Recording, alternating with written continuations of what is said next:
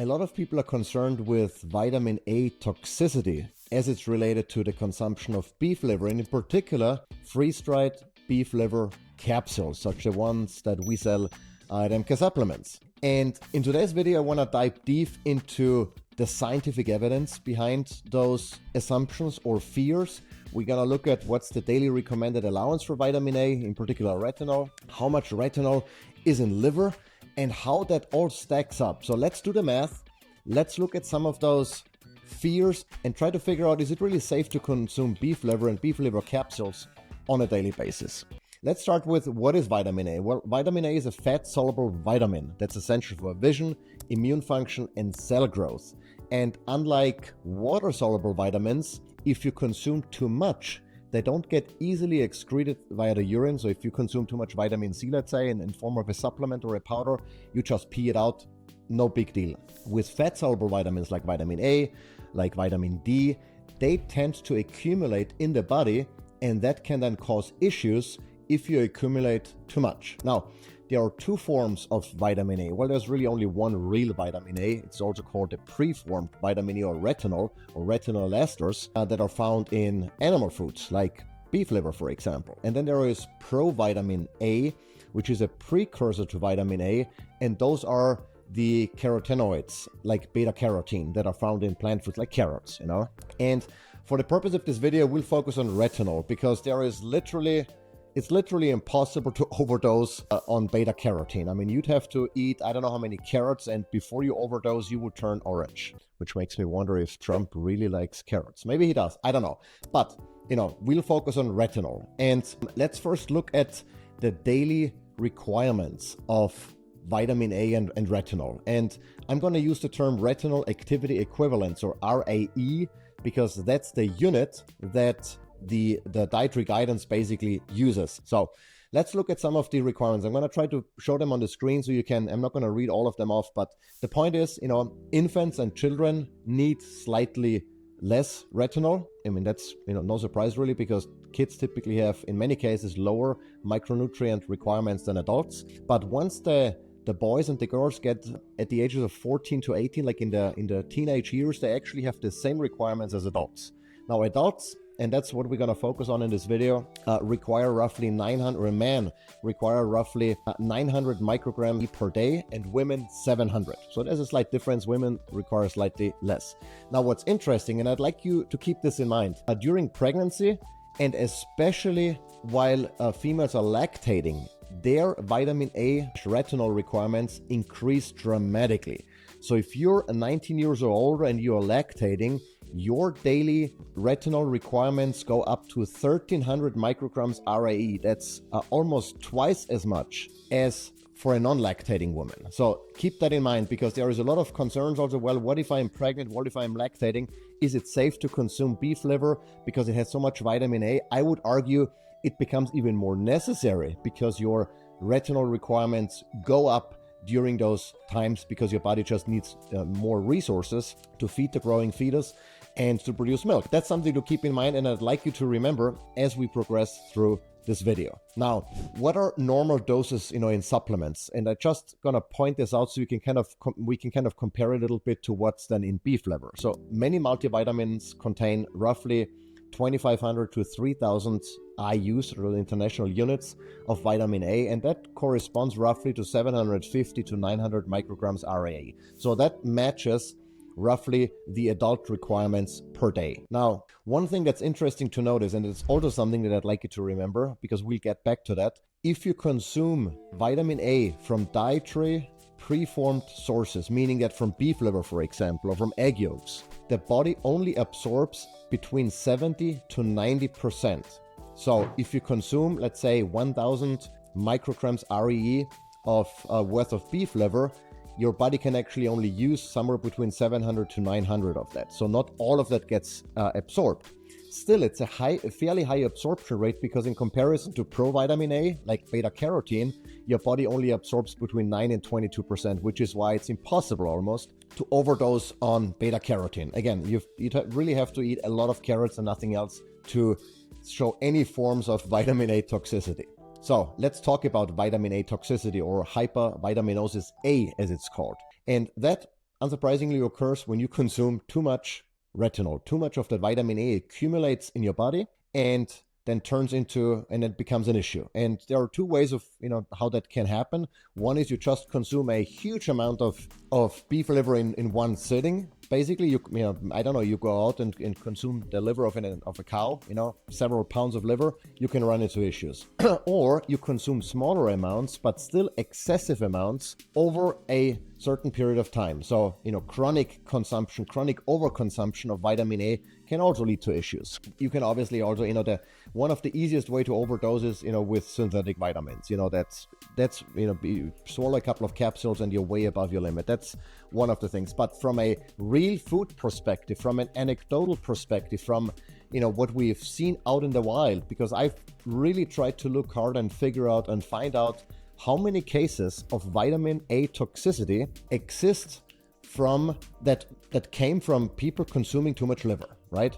And I found 3 cases, at least in the Western kind of realm, that were documented and that I could find. And 2 of those cases stem from explorers in the Arctic consuming the liver of polar bears and seals. And specifically, the liver of carnivorous animals has significantly more vitamin A in many cases. I don't know about every single animal, but at least in the case of polar bears and seals, those livers contain somewhere between 17,000 to 26,000% of the vitamin A in beef liver. So it's, as you can imagine, it's it's easier to get excess vitamin A by consuming the liver of a polar bear. Now, most of us don't have access to polar bear liver or to sea liver. I know I don't. And so, those are most of the cases, and there are only 3 that I found, but 2 of them stemmed from the consumption of seal and polar bear liver. The third one was apparently, it wasn't very well documented. It didn't really spell out how much liver that person consumed, but apparently it was from hog liver. And again, hogs, they're omnivores. They eat more than plants. And so those also tend to have more vitamin A in their liver than pure ruminants like cows. And so those are the 3 cases I found. So it's very unlikely that or at least there are no, or not a whole lot of documented cases of vitamin A toxicity stemming from consuming the liver of an animal. And those cases that exist came not from beef liver, but it can happen, of course. If you eat, if you've ever seen a beef liver, I was part of butchering a cow not too long ago, and the liver is huge. I mean, it has like 11 pounds or so. Now, if you eat that liver or, a good portion of it, you can get too much vitamin A for sure. But we are talking about amounts that you would normally consume when you eat or fry liver at home, or when you consume, and this is really at the core of this video, freeze-dried beef liver capsules, which we're gonna get into how much they actually contain, because we've done some of the testing, or our manufacturer has. Our source of the organs did some testing, and so we're gonna look specifically at those numbers. So the bottom line here really is, it's very unlikely. But what are some of the symptoms, to look out for? Well, vitamin A toxicity can manifest in headaches, in blurred vision, in dizziness, in nausea, in bone and joint pain, and liver damage in severe cases. So if you chronically overconsume beef liver, you might see that in your blood work as your liver enzymes might be off. There are obviously a million other reasons why those enzymes might be off. Alcohol consumption, intense workouts tend to increase liver enzymes temporarily. So they are, not saying that next time, your liver enzymes are elevated, it's because you're consuming liver. It might be something else, but those are some of the symptoms. Now, let's boil it down and look at beef liver in particular, and specifically beef liver supplements. So based on the testing of one of our sources of organ meats, they tested beef liver and found out that 100 grams of beef liver has approximately 3,940 micrograms of vitamin A. That's 100 grams, right?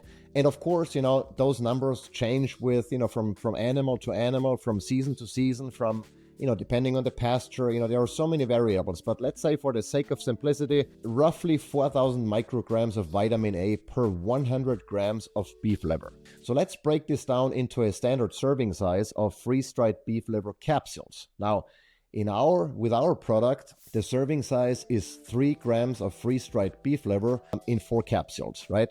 And that equates roughly to 28 grams of fresh liver, because if you freeze dry fresh liver, all the water goes away, so that liver is predominantly water. The glucose or the carbohydrates, go away, and what's left is, about 2 grams of protein, some ash, and approximately 90 to 95% of the micronutrients, of the vitamins and the minerals. And so what we can conclude is that one serving, those 3 grams of freeze-dried beef liver, contain approximately 1100 micrograms RAE of retinol. So that's 1100 micrograms. If you now remember the recommended daily allowance, we can see that we are just above the recommended daily allowance. But there are 2 things that we want to talk about. One is the daily allowance, and the second one is the tolerable upper intake level, or UL, for adults. That means that's how much you should consume at a maximum to not run into any toxicity issues. And the upper intake level for adults is 3000 micrograms RAE per day. So we are well south of those 3000 micrograms with the 1100 micrograms we can find in one serving of freeze-dried beef liver. But we could also conclude that, 1100 is more than the 700 micrograms that women are supposed to consume, or that is the recommended daily allowance. So the recommended daily allowance, is, again, it differs from person to person, depending on who you are, depending on if you're lactating, it's more, if you're pregnant, it's more, etc. But it's roughly in that ballpark. And with the 1100, we would be slightly over that. We also would be slightly over the male RDA for vitamin A. But here is the thing then, that we need to take that into account. And that's why I told you before, remember that. Only 70 to 90% of that vitamin A in that freeze-dried beef liver is actually being absorbed.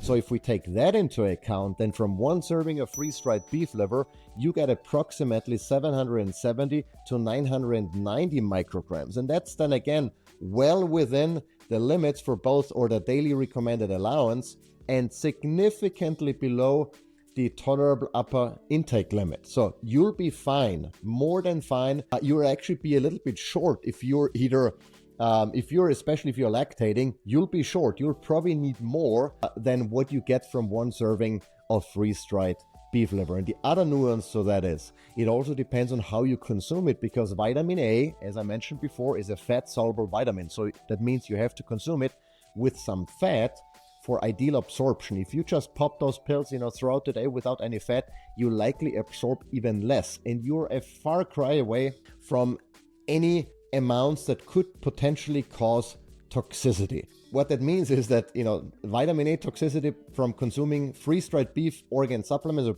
freeze-dried beef liver is virtually impossible, Again, and even if you consume fresh liver and larger amounts, maybe more than the 28 grams or 1 ounce of liver per day, I've not seen any cases of vitamin A toxicity from consuming beef liver. Yes, from polar bear liver, from sea liver, from hog liver, even though there was kind of a sketchy case report with not a whole lot of details.